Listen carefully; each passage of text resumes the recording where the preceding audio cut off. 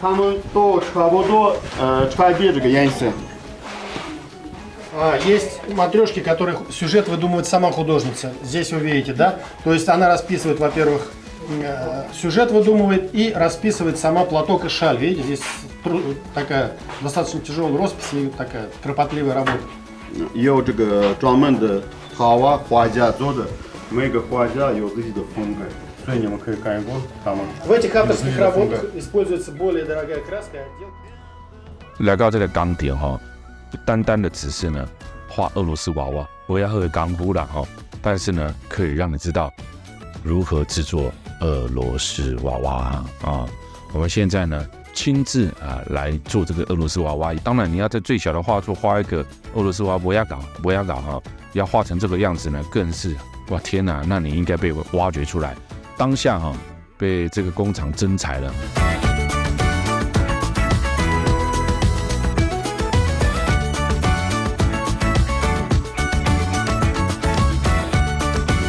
有没有啊？这里是影片哦，拍摄给大家看。我们今天来制作俄罗斯娃娃哦。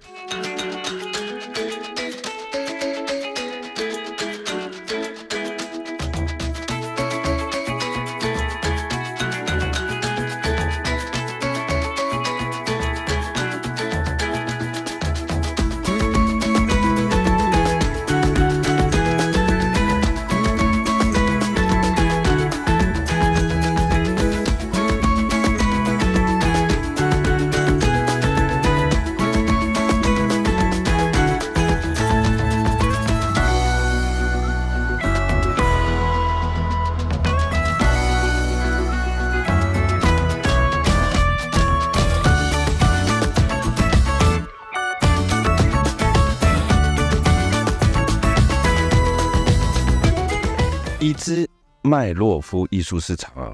这个在莫斯科的郊区，这个地方这里所在是一个大型的市场，卖真侪俄罗斯的工艺品，嘛是真侪艺术家作品当家的展览哦，才有真侪古董啦、二手品啦。不管它哇，你看看 Welcome 欢迎，你就知道啦。写的还简体字的啊！这麦洛夫艺术市集呢，这个最重点的，先不要管他进去里面买什么，光是他门口这个大门的装饰呢，就已经非常不得了了。市集里面呢，更是聚集了数百名艺术家陈列自己的作品，包括了画作、雕塑品，跟乃店的加在俄罗斯风味的手工艺品呢。很多人喜欢来到这个地方挖宝，但我们呢，观光团体呢来这边呢，不是挖宝，是什么？是来看外面的这个建筑啊。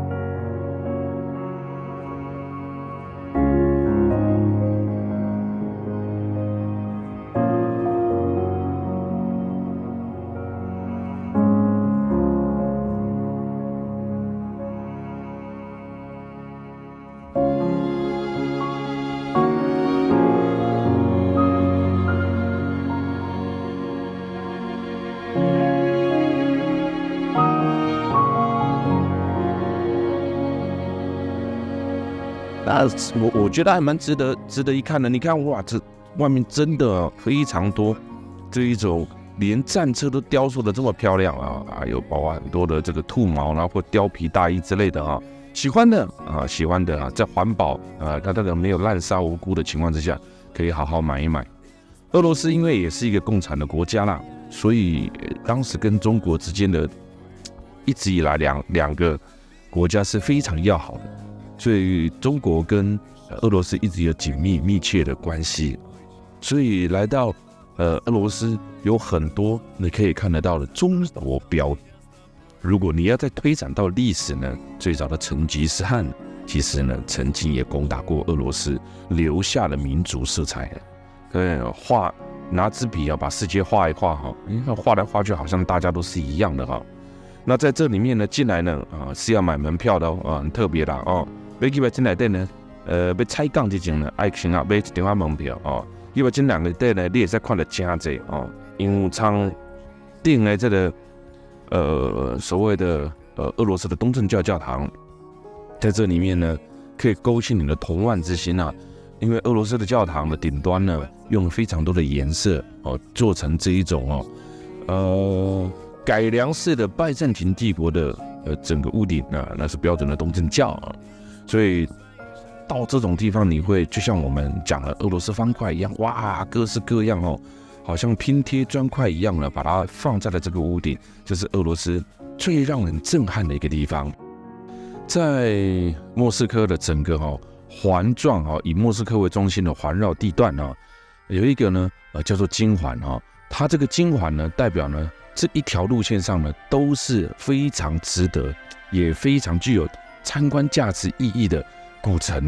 还有一些游览景点呢都在这个金环状上面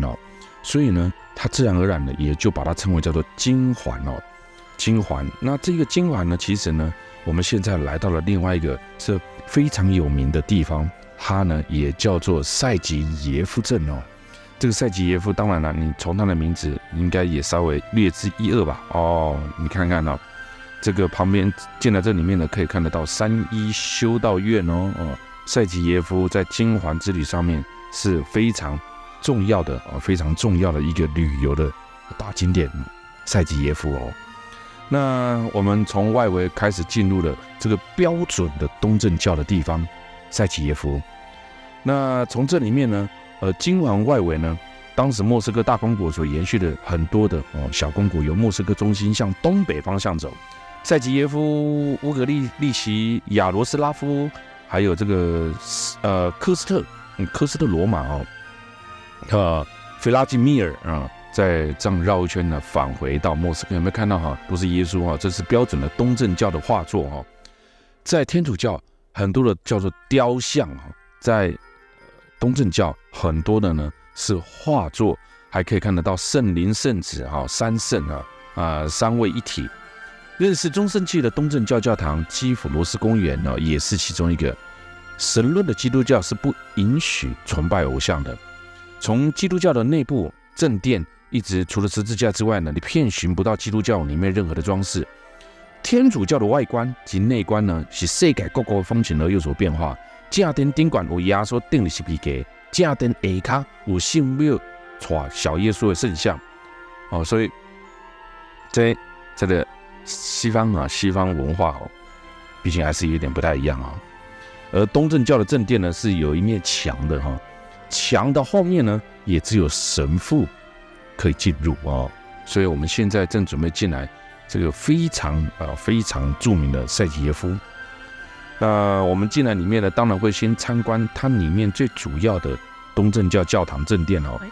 进来东正教教堂正殿呢，你第一个映入眼帘可以看到的就是有非常多的叫做湿壁画它这个湿壁画呢都是非常经典非常有特色的宗教经典故事整座教堂的内部呢大部分呢都会是湿壁画我们现在已经走到塞吉耶夫镇里面了那进来店呢诉说了各种圣人经典的故事及劝世图，你嘛会使当进来店看得到。早期的东正教正教堂来对湿壁画的画作故事呢，都是劝世人的啦，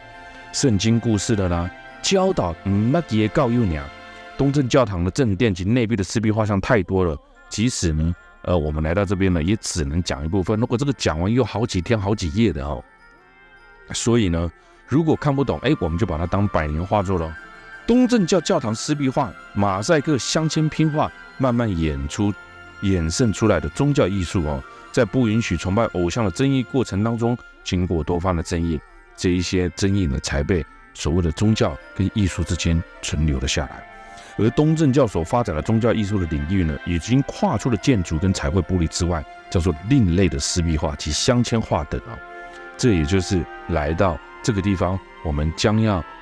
收看、将要看的其中一个非常重要的艺术作品。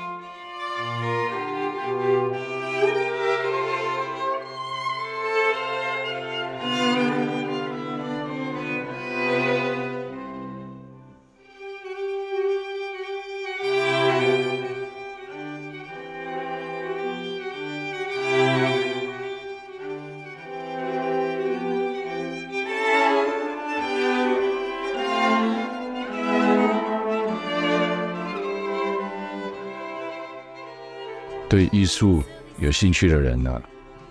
对于斯壁画、对于东正教感兴趣的人，塞吉耶夫的圣三一教堂绝对不容易错过哦。三位一体金环古城的信修道院这个非常带有浓厚的地方呢，如果可以让你感受到俄罗斯古文物的发祥地著名的金环山城。扎克尔斯克、费拉基米尔和苏兹达里最具俄罗斯的古文化的象征圣三位一体修道院收藏着这个联合国93年教科文组织列为世界遗产位于塞吉耶夫山顶上，我们现在进来的这个经由16座当时这经由16座建在14到18世纪的教堂钟塔组成了一大堆的建筑群面积呢广达了10多公顷为俄罗斯东正教最古老修道院的其中一个。在这里面呢，修道院收藏了无数的俄罗斯的珍贵的文物跟宝石古董极为珍贵的文化修道院也是俄罗斯国家级的博物馆修道院建于在西元14世纪，在俄罗斯超过90%人口都是东正教的教徒。修道院创建初期，圣人谢尔盖独自一个人建了一个小教堂，后来在民众的贡献之下呢，慢慢变成了这个样子。如今的圣三位一体修道院呢，在东正教教徒的心目当中，就如同天主教的梵蒂冈一样，很庄严、很神圣。这呢，就成了东正教教徒朝拜的圣地变成那个不简单圣三位一体修道院就建筑在这个上面了。整个老城远远的就可以看到它的建筑群冬天来这里所在是热水热干莫斯科当天一定行一定做寒那我们可以进来，在圣三一里面这10几栋的建筑群10几栋的，它整个已经是整个，你看从这边还可以看到圣三位一体的大门当进来的几片了它可以不能说是单一个圣三一而已，它是整个区块都是世界遗产。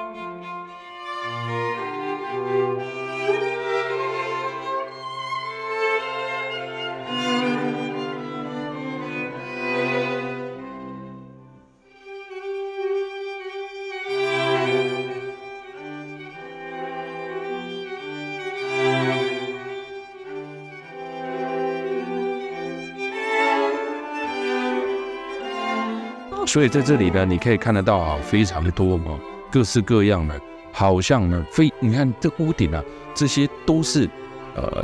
东正教非常有名俄罗斯的那种洋葱顶的造型啊。这个洋葱顶的造型呢，就有如什么？就有如呢拜占庭帝国当时所遗留下来的整个包含现在我们在最优美的广大庭院呢，16座建于4到18世纪的教堂组成的，中间这个广场俄罗斯典型风格的教堂，每一栋都很精彩还有包含外面的现在圣三一的钟楼圣三一钟楼也是在17世纪伊丽莎白一世下令建造的蓝色白色之间的漂亮的巴洛克式的建筑从这里面的阶梯爬到顶端等等，还有刚刚我们有一个在十字架前面装的那个装水的那个叫圣水亭圣三一修道院两侧的天然泉水含了丰富的矿物质具有治疗疾病的功效，看到吧？